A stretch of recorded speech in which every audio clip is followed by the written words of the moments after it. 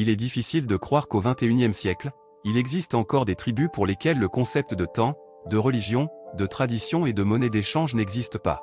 Ils vivent simplement au jour le jour. C'est le cas de la tribu des Koubous située sur l'île de Sumatra. Certaines tribus peuvent se vanter d'une longévité allant jusqu'à 60 ans voire plus. Chez les Koubous, les personnes qui atteignent l'âge de 35 ans sont considérées comme des personnes âgées. Certes, ils ne célèbrent pas les anniversaires. Ils ne savent pas non plus quelle année nous sommes ni combien de temps s'est écoulé. Ce sont des gens hors du temps. Et il y a une philosophie en cela.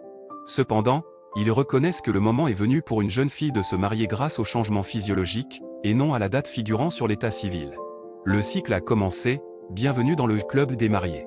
De nombreux scientifiques débattent des raisons pour lesquelles les membres de la tribu des Koubous ont une durée de vie si courte. De plus, des études récentes ont révélé qu'ils vieillissent très rapidement. Peut-être est-ce lié à une prédisposition génétique ou à leur mode de vie. Les Koubous peuvent se permettre des délices tels que de la viande de crocodile fraîche, de l'éléphant et toutes sortes d'insectes. Ils ne mangent pas de serpents, mais ils sont très amis avec les grenouilles préparées à la française.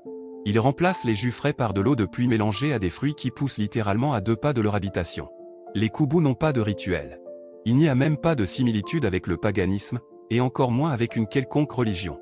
Ils croient en les esprits.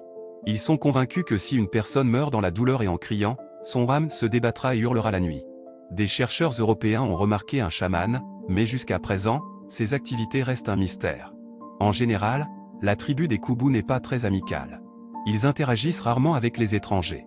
En règle générale, ils envoient un négociateur pour rencontrer un étranger, mais rien ne se passe ensuite. Le mode de vie des Koubous est assez banal, si l'on peut s'exprimer ainsi. Les hommes construisent des habitations en utilisant des branches de palmier et des lianes, chassent les crocodiles, pêchent et aident avec les enfants. Les femmes s'occupent du foyer et de la collecte de nourriture. Elles ne cultivent pas de jardin et encore moins de plantes de verger, elles vivent dans des forêts tropicales impénétrables, où il n'y a pas de place pour les potagers. Les parures de hanches et les colliers, voilà toute la garde-robe des membres de la tribu des Koubous.